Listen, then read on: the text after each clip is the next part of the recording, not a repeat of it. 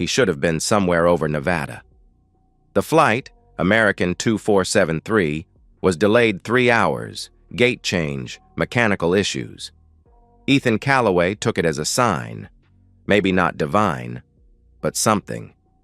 He'd laughed about it to the cab driver, said, "At least I'll get to sleep in my own bed tonight."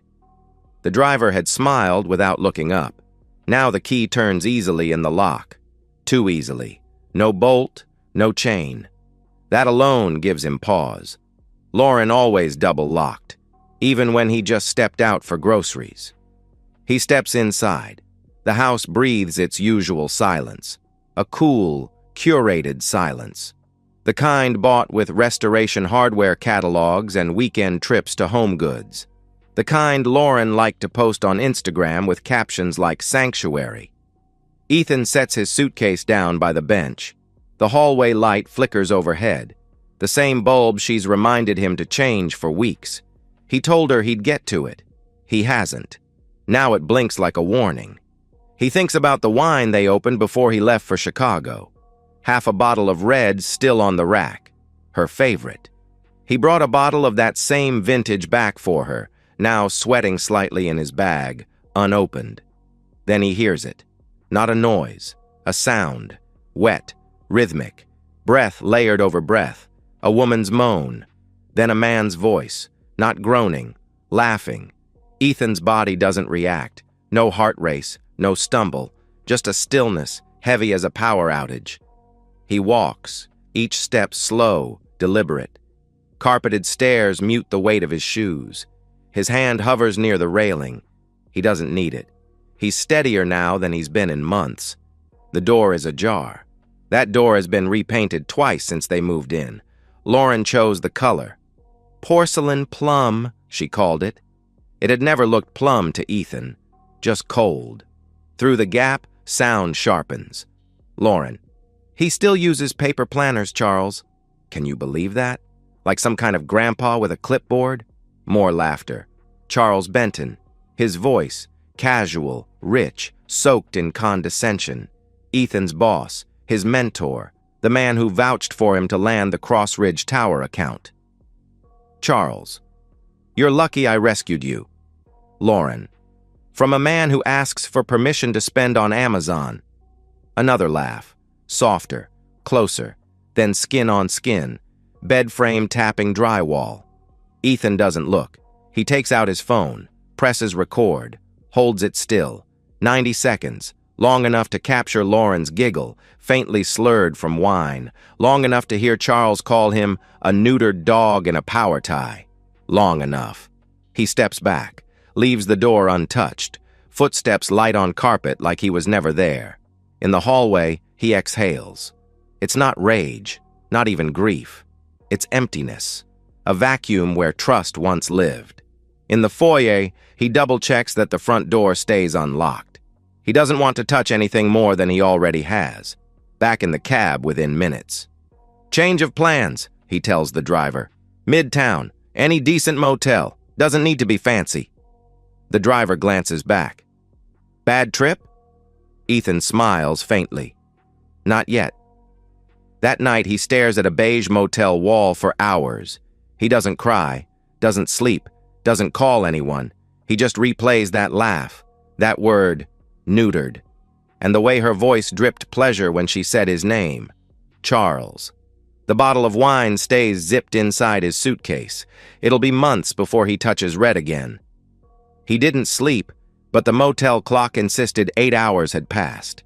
The hum of the mini-fridge filled the silence, a buzzing, almost reassuring monotone. Ethan lay still, hands folded over his chest like a man in a coffin, eyes open, staring into the ceiling's cracked plaster. One question on repeat. How long had she been laughing at him?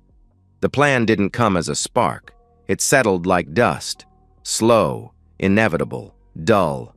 She'd already written the script. He would just finish the story. Backups, passwords, old statements Lauren assumed he never read. She changed the Wi-Fi name last week. Something cute. Benton Strong. He hadn't thought much of it. Maybe a fitness brand. Maybe a podcast. He knew better now. She had kissed him differently for months.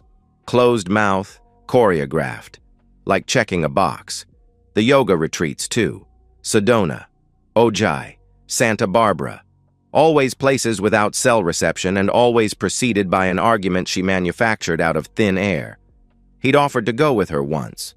She'd looked at him like he'd asked to attend her pap smear. "It's not a couple thing," she said.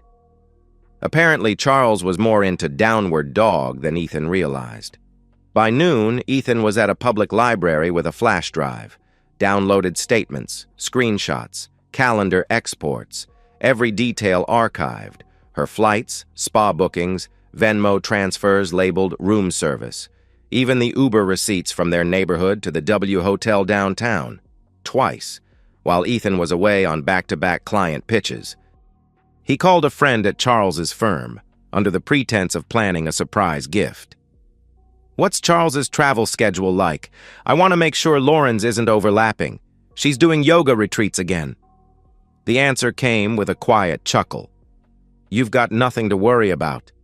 Those two have been inseparable on company travel." The phrase lodged in his chest. Inseparable. Like parasites and hosts. He didn't ask for more. He already had enough. That night, back in the motel, he wrote a single line in a blank notebook. "They didn't just cheat, they conspired, so I'll make them co-stars in their own unraveling." No dramatics, no theatrics, just cold formatting. He bought a burner phone with cash, set up a new cloud folder. He ordered nylon restraints online, reinforced zip ties from a tactical supplier, a high-powered pellet pistol with a steel core, not for harm, for message, for memory. Fear was louder than blood. He booked a session with their estate lawyer, told Lauren he wanted to update the will. She didn't ask why. She never asked any more. The lawyer called Ethan a responsible man. He smiled and nodded, thinking only of how Lauren would try to smile through broken panic when the documents she signed would corner her like an animal. 2 nights later, Ethan walked back through the front door of his own home. Lauren had left it unlocked again, almost like she was asking to be caught. He carried a duffel. Inside, every piece of his new self.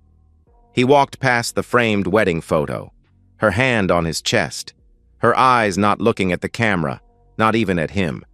He wondered if she ever had. The bedroom light was on. Shadows moved behind the cracked door. The same moaning, this time familiar. Charles's voice, low, smug, careless.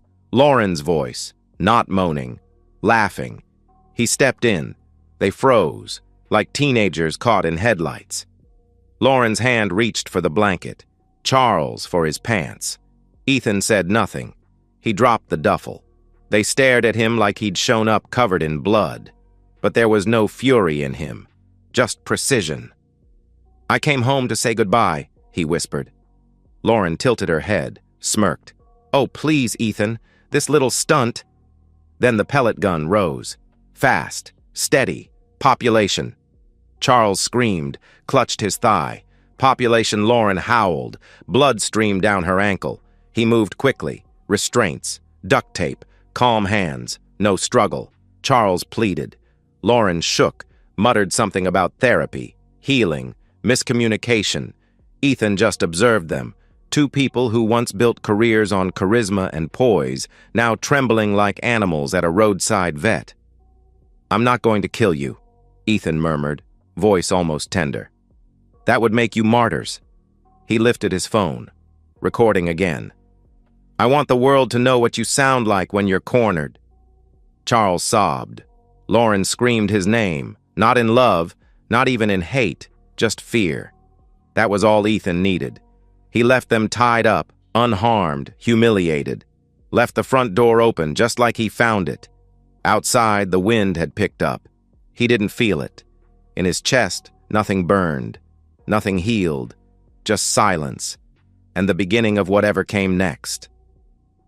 The bedroom smells of sweat and candle wax and something sour he doesn't want to name. Lauren is curled up by the dresser. Her mascara's bled into her jawline, blotched and cracking. Charles is shirtless, legs spread awkwardly on the floor like he fell mid-stride and never got up. There's blood on his thigh, small, pooled, clotted. He keeps checking it like it might disappear if he stares long enough. They're zip-tied together, wrist to wrist, side by side like lovers on a brochure. Ethan made sure of that, let them squirm inside the same guilt they built together.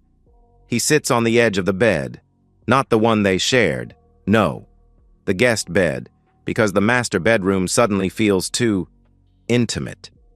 Lauren sniffles, tries to speak, but the gag mutes her into a pathetic hum. Charles moans through clenched teeth, not in pain, just shame and fear, the kind of fear that smells like aluminum and bile.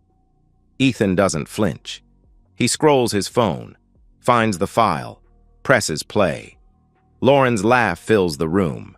The same laugh she used to reserve for Ethan's bad impressions and lazy Sunday dance-offs in the kitchen. It sounds different now, meaner, sharper, like a serrated edge. Dead weight, still asks for permission on Amazon. The recording ends. Ethan doesn't move for a beat, just lets silence close over them like a vacuum-sealed bag. Then, calmly, methodically, he begins reading. July 14th, Santa Barbara. Lauren texts Charles. Room 807 again? You always book better sheets than Ethan. July 20th. Lauren cancels couples therapy.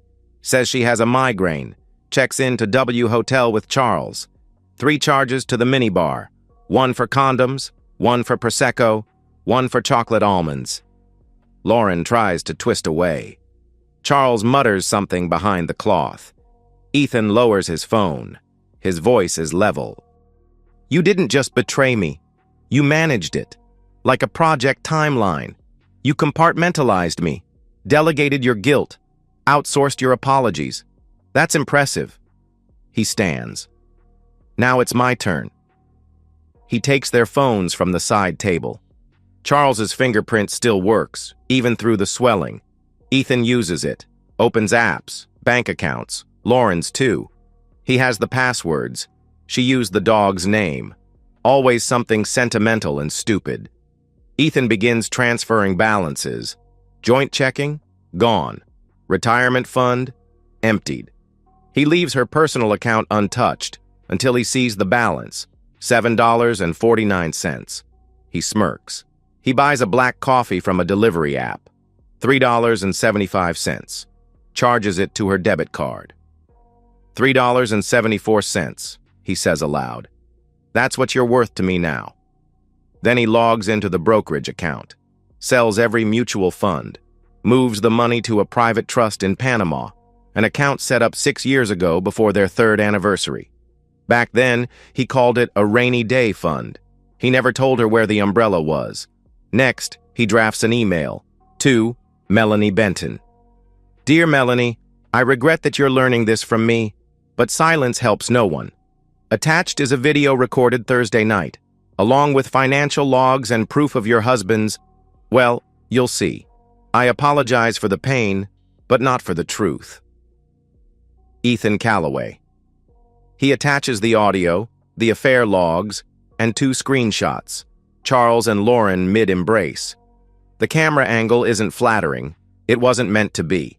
He schedules the email for Monday morning, enough time for the weekend to rot. He calls Javier, an old law school friend now living in Buenos Aires. They hadn't spoken in years, but favors owed are a currency all their own. Need a fresh ID? Ethan says. Offshore clearance, workable alias, and a quiet place to disappear for 6 months. Javier doesn't ask questions. That's what makes him useful. By sundown, Ethan has changed the alarm code, canceled all utilities, terminated credit cards in both names, and removed Lauren as a beneficiary on his insurance. He feeds them once, granola bars and water, places it between them like communion. They don't eat.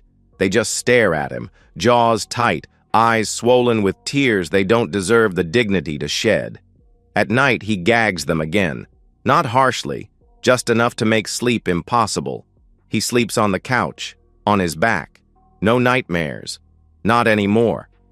The dreams stopped when the mask slipped. In the quiet hours, when the fridge hums and the sprinklers hiss outside, Ethan speaks to no one, just himself, just the ghosts. He recounts the dinner parties he worked late to fund, the wine tastings he hated but endured because Lauren said networking was important, the weekends Charles borrowed him from his marriage under the guise of mentorship, the missed birthdays, the swallowed slights. He remembers the look on Lauren's face the night he got passed over for partner, how she'd said, "Maybe you're just too safe." He wasn't safe now. In the dark, his voice is low, measured, flat. "You both built a life around pretending. I'm just removing the scaffolding." Charles cries once, choked and guttural. Lauren stares at the ceiling like it might open and deliver her from this. It won't. Ethan lies still on the couch, hands folded again, like that first motel night. He doesn't cry, doesn't rage. He just listens to the silence they gave him. Now, it's their turn. He didn't wake them. They looked peaceful now, in that grotesque mannequin sort of way. Lauren's lip was split. Charles's shirt was soaked in fear sweat and silence, their wrists still bound, bruises beginning to bloom like violets across pale skin. Two bodies in a home stripped of comfort, light, or noise. Ethan stood by the window and watched the morning roll in, pale sun over the hedges. A dog barked down the street. Someone started a car, probably late for a dentist appointment. Life ticked forward, numb to the wreckage inside this house. He wrote a note in block letters and taped it to the nightstand. "This is mercy. Don't confuse it with weakness." Then he moved like muscle memory. Wiped surfaces, doorknobs, the chair, faucet, knife handle, remote, door frame. He erased the footage. One tap, gone. Not for them, for him. He didn't need to watch it ever again. The burner phone cracked easy under the heel of his shoe. Plastic shattered. Silence followed. But before he left, he pressed send. Melanie Benton's email would land in 5 minutes. A private message, a public reckoning, and an anonymous call would ping LAPD dispatch 5 minutes after that. 2 people tied up in a home in Westwood. Possible domestic disturbance. Unclear if it's a prank or not. Worth a look. He paused in the hallway. Looked down the corridor one last time. The photo frames, wedding pictures, laughing mouths, champagne flutes, lies. One in particular. Lauren's hand resting on his chest, like he was hers to keep. She was smiling so hard her teeth showed. But her eyes were already somewhere else. He left through the back gate.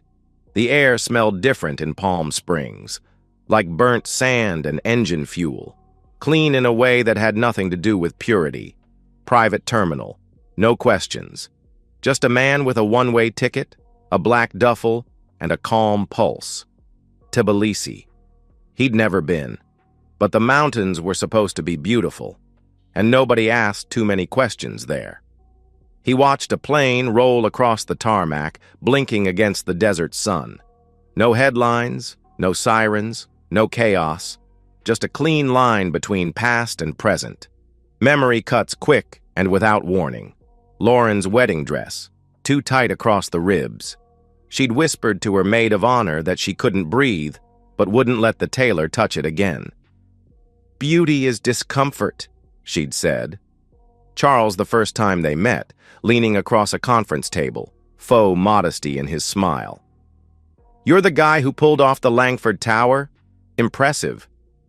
Ethan had thanked him, grateful back then to be seen. The 10th anniversary, toasts, friends, champagne. Lauren's eyes glassy as she thanked Ethan for his stability, his steadiness, his constancy. The pause before that last word had lasted a second too long. She had already started sleeping with Charles. That toast was the first time Ethan realized she was rehearsing her guilt in public. His seat on the plane is window side. Leather. Quiet. A steward nods but doesn't speak. Ethan's boarding pass is under a different name. No wedding ring, no phone, no social media trail. Just a folder of documents in the duffel and a fresh passport he doesn't quite believe in yet. He doesn't feel victorious. He doesn't even feel free. But he feels clean, as if all the filth had been scrubbed from his skin and poured into their hands. Let them carry it now. Let them explain the wounds, the zip tie cuts, the missing money, the audio files, the look in Melanie's eyes when she sees that clip. That was theirs now. All Ethan had left was silence. He didn't believe in God, but he believed in aftermath. The jet lifted gently, engine low and steady like a breath held in the dark. He didn't look back. Not at the desert, not at the house, not at the city where he built his life and watched it rot from the inside out. Revenge hadn't healed him, but it had stopped the bleeding. And sometimes, that's enough. The water moves differently here. Slower, like it's never in a rush to be anywhere. Ethan watches the Black Sea lap against the cracked wooden hull of a borrowed boat. He doesn't own much now. A small shack with a tin roof. A cash register that doesn't open unless he kicks it. A passport in a name that still tastes strange in his mouth. Locals call him Luca. Some think he's Turkish. Others say he's ex-military. No one asks twice. That's what makes this place perfect. He rents out boats to tourists who think it's romantic to row through fog at dawn. He hands them paddles and smiles. They tip well. They take selfies. They leave. He likes that they leave. There are days when he goes full hours without hearing English. That helps. Keeps the past in its cage. But some memories don't respect borders. Lauren resurfaced online 2 months after the incident. Victim of coercion, she wrote. Emotionally manipulated by a controlling husband. Her eyes in the video still glistened.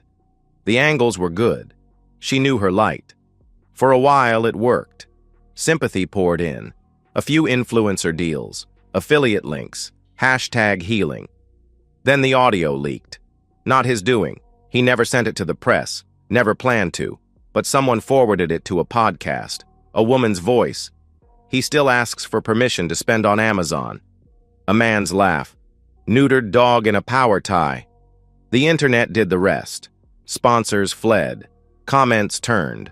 The apology videos came next. I was in a dark place, she said. I made mistakes. She always said mistakes like they happened without her. Last Ethan heard, she was living in her sister's spare room in Scottsdale, selling overpriced beauty kits to middle-aged women who wanted contouring tips from someone who used to matter. She still posts affirmations. Let go of what no longer serves you. Reclaim your story. She signs them with butterfly emojis. Ethan wonders if she ever wakes up thinking she might still be asleep. Wonders if she's capable of shame. Then he wonders why he still wonders at all. Charles unraveled differently. Melanie left the night the email arrived. Didn't even yell. Just packed a bag and took the kids. That kind of silence always scares men like him more than screaming. She sued him for everything. House, assets, custody. She won. Charles spiraled. Lost the firm. Lost his reputation. Tried starting a consulting business. Rumor has it he's now somewhere in Nicaragua, working with ex-corporate criminals who lost their licenses. He sent Ethan an email once, a plea buried under false humility. I get it. I deserve what happened. But please, let's talk. Ethan never opened it. Never deleted it either. It just sits in a junk folder like a corpse nobody has claimed. There are moments now, rare but real, when Ethan forgets his own name. Not Luca, not Ethan, just absence. The weightlessness of not being anyone. A woman once invited him for tea. She had kind eyes and a lazy accent. Georgian, but touched by Paris. She asked where he was from. He said, nowhere. She didn't ask again. He liked that about her. She left a scarf behind one afternoon. Pale green. the shade Lauren used to wear when she wanted Ethan to think she was soft. He folded it carefully, never returned it. It lives in a drawer, unworn. People talk about closure like it's a door you get to shut and walk away from. They never mention the drafts, the cold that sneaks in through the frame. Ethan doesn't want closure. He wants stillness, space between thoughts, a silence that doesn't demand to be explained. He walks the pier at night. Lights flicker in the distance. Voices echo from the taverns, some in languages he's starting to understand, but never enough to belong. He's okay with that. There's peace in not belonging. Sometimes when the sea is calm and the sky turns the same shade of ash as memory, he thinks about what he left behind. Not the house, not the business, not even Lauren. He thinks about who he was, the version of him that forgave too quickly, that made himself smaller to fit into rooms she wanted to shine in, that called her beautiful on days she didn't deserve it. That man's dead. He doesn't grieve him, but he honors the silence that came after. The boat rocks beneath his feet, a soft creak, like an exhale. Tomorrow he'll varnish the oars, replace a rope, mend something simple. Today he lets the water hold him, not for healing, just to float. And so, we've reached the end of today's story. Was it what you expected, or did it take a twist you didn't see coming? I'm curious to hear your thoughts. Share them in the comments below, and let's get a conversation going. If this story kept you hooked, make sure to hit that like button. And if you're new here or just haven't subscribed yet, now's the perfect time to join our community. I bring you fresh, captivating stories every day, so click that subscribe button and turn on notifications so you never miss out. Thanks for watching, and I'll see you in the next one.